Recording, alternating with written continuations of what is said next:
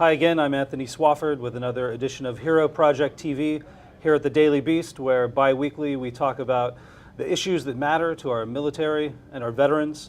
Today I'm very happy to have as my guests Brian Kinsella, an Army captain who served during the surge in Iraq and is the founding director of StopSoldierSuicide.org. He's doing very important work on the soldier suicide issue. And I'm also with Mary Gallagher, the widow of Gunnery Sergeant James F. Gallagher of the United States Marine Corps, who served for 19 years, also with combat duty in Iraq. And we're going to talk today about soldier suicide, the survivors who remain after the loss of a soldier or a veteran, and what kinds of things that we can all do to further the conversation and make sure that soldiers and veterans in peril know that there's help out there and know how to get it. Just another taste of life. Just another taste of life. So Brian, I want to know what motivated you to start Stop Soldier Suicide. Is it something that happened while you were a captain in the Army, and if so, what is it? Sure. So second lieutenant, 22 years old, got to my first duty assignment in Germany and was put in charge of a 25-person unit, a platoon commander. And within a couple months of getting this assignment, I had a young female soldier, 18 years old, who slit her wrist in an attempt to take her own life. She wasn't successful, but that stuck with me for the entire time that I was on active duty. And throughout my time serving in various leadership positions, deployments, I witnessed that it's so important to have leadership that fosters a command climate where people feel comfortable, talking about their problems and feel comfortable coming forward to leaders about what things that they're experiencing. And the mission of Stop Soldier Suicide is to triage the already 7,000 service members and veterans that are taking their own lives each year. I'd like to bring Mary in on the conversation. Mary, your husband, a gunnery sergeant in the Marine Corps. Can you tell us a little bit about his story? And we were, high school sweethearts. I just know for Jim, I don't even know if he realized how bad it was for him. I could see that he was a little sad, trying to, reconnect in family life. Which we went through many times. That transition back, and the slow process of getting back into the family. And for me, in my training as a wife, and what I knew about PTS and the things I was watching for was nothing what I saw. To me it was this loud behavior of excessive drinking, snapping, yelling, not sleeping, sweating. I didn't see any of that, and actually until the very last 2 weeks, for me hindsight hurts. He just wasn't getting up. He wasn't really. I was just like, "You okay?" He's like, "Yeah, I'm the gunny. I could do what I want." So there was. It wasn't really him, but yet I never in a million years would I have thought Jim was in harm of himself. And I think that also for a lot of seasoned Marines, for Jim, it wasn't okay to be where he was at. It was unacceptable to be that vulnerable, Right. And pretty much it was death before dishonor. Right, and that's something that probably that's a cultural shift, right, that needs to take place. Probably kind of early in training, but because I think I've heard it talking to active duty guys and also veterans that they're worried about their career.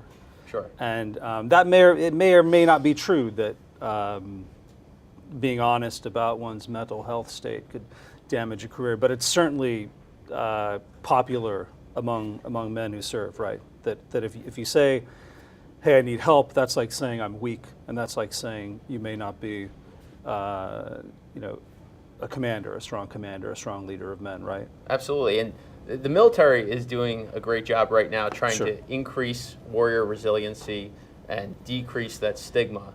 But, for example, on the Ride for Life, when I visited military installations, military communities across the country, I stopped at a special operations base. I'm not going to name it, but the next day, a soldier from that installation, a senior non-commissioned officer, a first sergeant, came forward to our chapter president and said, "I need help. I've been afraid to go to our psych. I've been afraid to get help from the services that are offered to me. But now that I know that there's this alternative, I'm going to you because I want help, and I know that you can get it to me. And Mary, how about, I should say, I didn't mention this earlier, but you're a peer mentor for TAPS. And remind me again what TAPS stands for? TAPS is Tragedy Assistance Program for Survivors. It's for anyone who has loved someone who served. Whether it was your husband, your brother, your sister, your cousin, a friend. And, you know, the most important part of the peer mentoring is to also allow them to know that, you know, we come together to celebrate their service and to remember that they lived and they were loved and that, you know, but they also served and that they're all honorable. You know, and I know for a lot of our families of suicide, it's very difficult, you know, for them to really come forward because they feel like they don't have a place to go. I know for me in the beginning, how do I sit by someone whose loved one was KIA? Because for them, they're honored in such a way, which I don't take anything from them at all. Please don't take me wrong. I honor them as well, you know. They sacrificed their lives to save us, you know, and but for a lot of our loved ones, they are not looked upon the same way. We don't get the same gold star, you know, street names, you know, post office, no, you know, there's a lot of difference in it. So, you know, for a lot of the families, they're like, but they served, they were my hero, and yes, they are your hero.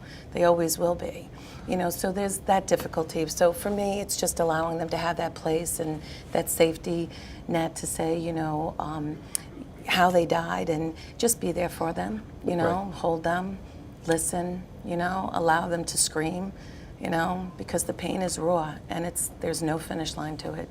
Well, I'd say your husband was killed in action too. You know, he came home and the war was still going, and that's something that survivors should be able to talk about.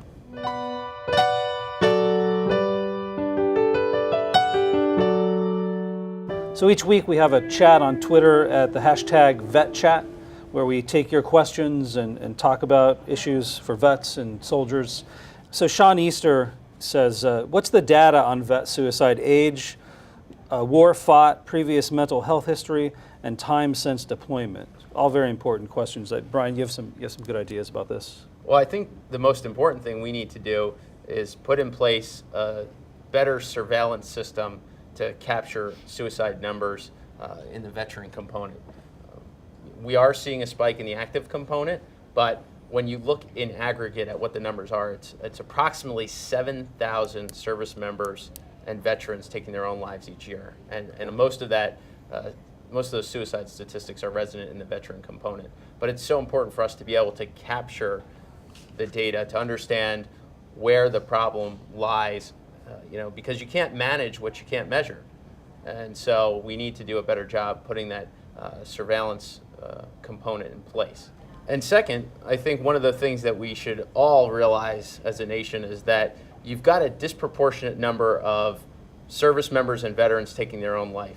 If in fact 20% of all suicides in the United States are service members and veterans, you have to remember that less than 1% of the population falls into that category. So you've got less than 1% of the population accounting for 20% of the suicides. It's a staggering number. Yeah, that to me is a real problem. Just another taste of